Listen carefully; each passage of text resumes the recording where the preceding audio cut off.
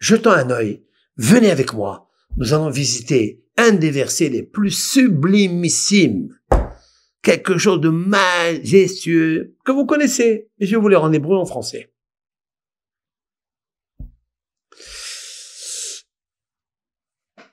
C'est marqué comme ça dans Ésaïe, dans le chapitre 2, verset 3. Le prophète a dit des choses plus haut. Après, il nous dit comme ça. Ve'halechu amim rabim. Et marcheront et iront. Amim. Des peuples. Rabim. Nombreux. Des peuples nombreux. Ve'ameru. Et ils diront. Ça veut dire tous ensemble. Lechu. Marchons. Allons. Vena'ale. Nous allons monter. Donc, il se trouve en dehors d'Eretz Israël. Puisque toutes les nations, tous les pays, nous allons le voir dans la Torah. Lorsque le peuple d'Israël est sorti d'Égypte, l'Éternel a dit, je vous ai fait monter de la terre d'Égypte en Israël. Pourquoi monter et pas sortir? Parce que la terre d'Israël, elle fait ça. Elle monte vers le haut. Vous savez, quand vous arrivez à Jérusalem, vous avez cette colline, elle monte, elle monte, elle monte, elle monte, elle monte. Ça s'appelle Aliyah. Les nations diront, ceux qui se trouvent dans Tsafon, ils se trouvent au nord, au sud, à l'est de la terre d'Israël, Ve'halechu amim rabim, je répète, et marcheront plusieurs peuples. Il n'a pas dit combien, quoi. Ve'amru, ils diront, lechu, allons, marchons, ve'na'ale, nous monterons, El ha Adonai, à la montagne de Dieu. C'est quoi la montagne de Dieu? C'est Harabait, c'est-à-dire le temple, Jérusalem, le temple de Jérusalem. Il est en fait sur une montagne. El Harachem. Il ajoute, El Bet Elohei Yaakov, à la maison du Dieu de Jacob. Très intéressant pourquoi il nous cite Jacob, pas Israël. Bon. Mais il dit, ça appartient à Dieu, le Dieu de Jacob. Ils vont dire, dans leurs paroles, ils diront, venons monter à la montagne de Dieu, qui est la maison, donc le temple, le troisième temple, Elohei Yaakov, du Dieu de Jacob, Veyorenu miderachav, il va nous enseigner ses chemins, Venelecha beorchotav, nous marcherons dans ses sentiers. Et là, le texte, il est fort, il termine avec une phrase qui est une célèbre chanson, Ki mitzion tetse Torah, car de Tzion, c'est-à-dire du temple, tetse Torah, éclairera la Torah. C'est-à-dire qu'on n'est pas encore arrivé à cet éclairage. Nous sommes absents de cet éclairage, nous-mêmes. Nous-mêmes, ça veut dire, même le peuple d'Israël est absent. Qui mitzion tetse Torah, le mot Tzion, d'où vient le mot sioniste, tout ça, c'est pas vrai. Tzion, c'est le temple. D'où je sais, parce qu'il dit deux choses. Qui mitzion tetse Torah, qui est-ce qui dit ça? C'est les peuples. Les peuples vont arriver à dire, venons, marchons, montons sur la montagne de Dieu, qui est la maison du Dieu de Jacob. Et il va nous montrer, eux ils disent, et il va nous montrer ses chemins, ses sentiers. Qui mitzion tetse Torah, car de Sion sortira la Torah, c'est-à-dire éclairera, sera enseignée la Torah, ou dvar Adonai mirushalayim. Et la parole de Dieu de Jérusalem. Voyez que Jérusalem, c'est une chose, c'est la ville, et Tzion, c'est la montagne de Dieu. Donc, quand quelqu'un dit, celui-là, il est sioniste, celui-là, est ça, anti-sioniste, pas anti-sioniste, en fait, ils ne comprennent rien. Voilà.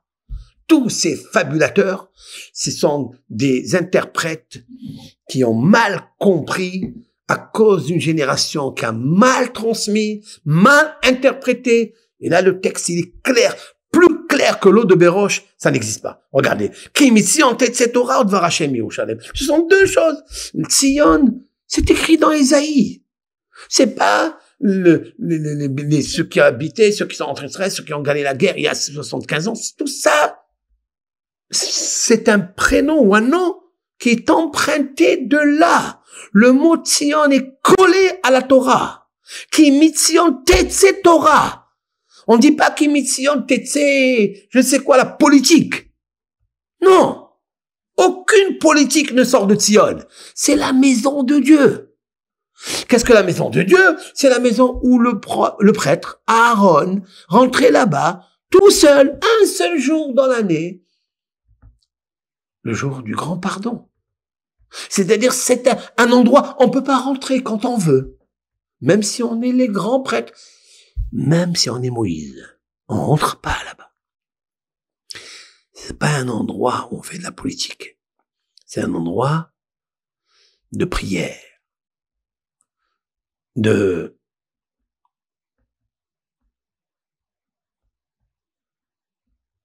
approfondissement. De méditation. De se connecter avec les vibrations les plus excellentes et brillantes avec Dieu. La prière. La émouna, la foi. C'est un endroit particulier. C'est là où Aaron rentrait et priait le jour du grand pardon pour faire pardonner à lui, à sa maison, sa femme, ses enfants, le peuple d'Israël et le monde entier. C'est l'endroit de la paix. Qui est-ce qui va dire ce verset? Qui? Le prophète Ésaïe dit, Vehalchu amim rabim, et marcheront plusieurs nations, ve'ameru, et ils diront tout ce verset-là. Très bien. Ça, c'est le verset 3. Donc, chapitre 2, verset 3. La suite. Veshaphat. Le verset 4. Il dit, Veshaphat ben agoïm. Et l'Éternel jugera parmi les nations. Ve'oriach le'amim rabim. Et il fera la réprimande, le reproche. Il leur parlera de justice et réprimandera les peuples. Ve'kitetu harbotam le'itim. Et ils vont écraser leurs armes. Les itim vahanitotehem les mazmerot. Lo yisa goy el goy herev. Velo ilmedu od milhama. Qu'est-ce que ce verset nous dit? Aujourd'hui, pour acheter un Cookéo, ou bien un, comment on l'appelle celui-là, là? L'autre. Ils ont sorti maintenant un autre. D'accord? Ninja, le Ninja. Ils ont sorti le Ninja. On a besoin de fer, on a besoin de matériaux. On a besoin, par exemple, d'une charrue pour faire labourer. Mais on a besoin du fer pour faire des lances, des pierres, des roquettes, des bombes. Viendra le moment où l'Éternel, il va parler à tous ces peuples. D'abord, il va leur reprocher, il va les juger. Et il va leur dire, pourquoi vous avez fait ça? Pourquoi vous avez fait du mal? Ils vont plus parler, ils vont se taire. Ils vont dire maintenant, on va lâcher tous ces guerres, on va lâcher tous ces tanks, on va les écraser, quitter tout, ça veut dire ils vont les épiler, les compiler, et ils vont faire des belles marmites, des bels instruments de musique, ils vont faire des belles fourchettes pour Shabbat, des beaux couteaux pour Shabbat, ils vont faire même des choses merveilleuses pour l'humanité. Plus de guerre. Loïsa, il lèvera pas. Goy el goy. Une nation contre une autre. D'accord? Herev, l'épée. Velo il medou od milhama. et ils ne feront plus les enseignements stratégiques de la guerre. Ils oublieront tout ça. Voilà ce qui est marqué dans le texte. J'ai pu un petit peu traduire cela. Mais comment arriver à ça? Et là, quelque chose de magnifique. Je vais vous faire un jeu. Voilà, bravo. Très bien. Alors, vous l'avez ici, vous voyez. Regardez avec moi. Si vous prenez le mot Kimitsi Antetse Torah, si vous prenez le mot Torah, la fin de mot Torah, c'est la lettre He. 5. Il y a 5 livres de la Torah. 5 livres du Pentateuch. Torah. Et vous allez compter 17 lettres.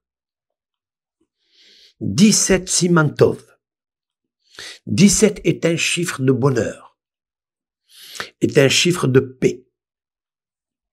Vous comptez, vous allez tomber sur la lettre Shin dans le mot Veshafat. Et donc, il fera, voilà. Très bien. Vous avez vu le mot Torah? Voilà, ici. Ki mitzion tetse Torah. Le mot Torah, le He ici, 5. Vous comptez 1, 2, 3, 4, 5, 6, 7, 8, 9, 10, 11, 12, 13, 14, 15, 16, 17. Shin. Vous comptez après 17, vous allez tomber dans les Amim, les peuples, l'Amed. Comptez encore 17 et vous allez tomber sur Vav. Ici, Harbotam. Là, Vav. Vous allez compter encore et vous allez tomber 17 lettres après, vous tombez ici, même. Donc j'ai He, là, Shin, le voilà, Shin, Lamed, Vav, même. Ha Shalom en ordre. Ha Shalom en ordre. Vous avez vu? Lorsqu'on arrivera à Shalom en ordre,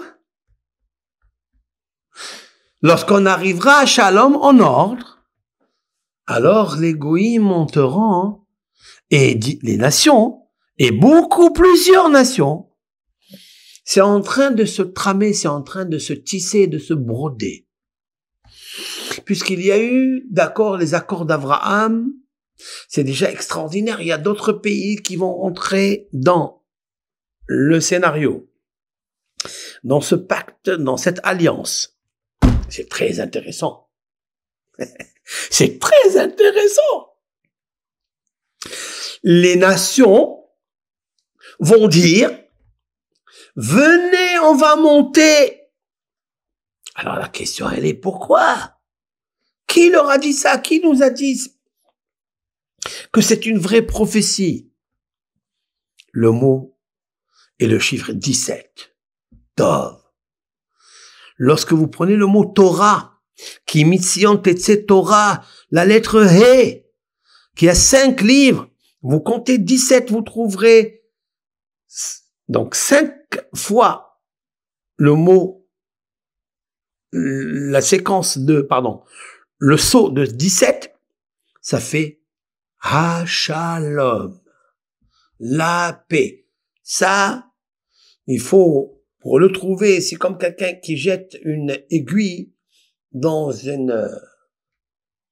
un dépôt de foin, de paille. Allez-y le trouver. Il est là. Il est caché. Cette Torah, elle est réelle. On peut pas trouver avec des séquences. On peut trouver 1 fois, 2 fois. Mais là, c'est terrible. Et la première lettre de Ha-Shalom se trouve dans la Torah. Pourquoi? Et ça, c'est ce que je vais vous dire maintenant, c'est vraiment profond. Vraiment vérité. Cette véracité lumineuse que je vais vous dire maintenant. Car il parle de Jacob. Ils diront, venons, on va monter à la montagne de Dieu. C'est le temple. dans la maison du Dieu de Jacob. Qu'est-ce que la Jacob? C'est Tiferet. C'est l'harmonie. Il n'a pas choisi Abraham. Abraham, c'est l'amour. Il n'a pas choisi Isaac. C'est la rigueur. Mais il a choisi la vertu de Jacob. Yaakov, c'est la vertu de Tiferet. C'est l'harmonie. Il faut, pour arriver à Shalom en ordre, il faut de l'harmonie. Un équilibre. Et l'équilibre ne peut être seulement que grâce à ce verset que les nations vont dire. Ki mitzion tetze Torah, car la Torah jaillira de Tzion. Torah. Torah, Tziva, Lanou, Moshe, Moracha, Keilat, Yaakov, Deutéronome. Moshe, il finit la section et le dernier livre du Pentateuque. Et il va citer Jacob. Et il va citer la Torah de Dieu. Torah, Tziva, Lanou, Moshe. La Torah que nous a ordonné Moshe, Moracha, qui est l'héritage de la communauté de Jacob. Qu'est-ce que a à voir Jacob avec la Torah? Parce que la Torah, c'est la vertu de la paix. Et la paix, pas en désordre, avec un dosage, avec un équilibre, avec balance. Lorsque nous, on va doser l'amour, on va supprimer les acidoses de la haine gratuite. Lorsqu'on va étudier la Torah pour le nom de Dieu, pas se faire des connaissances et de se faire toute une vitrine. On n'a pas besoin de ça. On n'a pas besoin. On doit étudier la Torah avec humilité, avec la paix intérieure, parce que la Torah elle ne reçoit pas les ondes maléfiques qui se dégagent d'une personne qui a des brûlures à l'intérieur de lui. Quelqu'un qui a la jalousie, quelqu'un qui a la haine, quelqu'un qui a l'orgueil, quelqu'un qui n'a pas l'humilité. Les nations ne reviendront pas. Les nations ne diront jamais venant, on va aller à Jérusalem parce que de là-bas elle va sortir. Il faut d'abord la Torah et l'équilibre. Il faut d'abord à Shalom la paix entre nous. C'est pas le cas. Aujourd'hui, c'est pas le cas. Aujourd'hui, et qui dit que c'est pas bien? Qui dit que c'est pas bien? Même si on voit un désordre, le shalom est complètement bafoué. C'est les cris, c'est les hurlements. Chacun, il ne sait pas parler. Chacun, il crie à l'autre. Mais attendez, calmez-vous. Entendez-vous. Shimona Ahim Shalom. Écoutez, chers frères, chères sœurs, la paix. Wallo. Ça gueule, ça crie. C'est quoi ça? Mazé, on se trouve dans un chouk. Et encore, ça crie pas autant. Même à la crier. À la crier, on crie pas autant. Et là, ouf, j'ai des cris. Les nations, ils te regardent. C'est pas ça, encore. On va pas dire qu'il m'y en tête cette Torah. Je répondrai à cette dame. Je répondrai à toute personne qui demandait cette question. Tous ces cours qui sont pratiqués sur les réseaux sont en train d'amener cette lumière. Mais il faut rester avec l'harmonie et l'équilibre. Il faut aimer les semblables. Il faut aimer les créatures. Mais il faut les rapprocher à la Torah. Il ne faut pas rapprocher la Torah à eux. La Torah, elle est inchangeable. Nous ne l'avons pas compris. Nous ne l'avons pas bien saisi. Nous ne l'avons pas bien perçu. Mais on est en train de percer le mystère. Et gentiment, jusqu'à qu'on arrivera. Aujourd'hui, il va dire à la Russie, il va dire à l'Ukraine de lâcher ses armes. On va leur dire, donnez-nous les armes. On va aller dire à tous les méhablim, à tous ces terroristes, à tous ces gens qui tuent, avec des bombes, avec des couteaux, avec des haches, avec des... Hein? On va leur dire, donnez-nous les voitures avec quoi vous avez fait du mal, et on va les rendre en Kukeo, ou bien en ninja, ou bien en machine à laver pour rendre service à l'humanité. Venez, donnez-nous ça. Ça marchera pas. Ça marchera pas. Pourquoi? Parce que tu peux pas leur reprocher quelque chose. Tu peux rien dire à ces goïms. Mais Shafat ben Agoïm, l'Éternel, il peut juger les nations. Il peut ve'ochiyah les amim rabim. Il peut les réprimander en leur parlant. Ça sera Mashiach, Tzidkenu, qui va le faire. Alors quand on parlera de ce niveau, alors ils vont écraser leurs armes, leurs lances, leurs tanks, tous les bombes atomiques, tout ça. Ils vont les écraser et ils vont les rendre utiles pour l'humanité. Ben non, on n'est pas là. Parce que nous sommes là dans ce verset.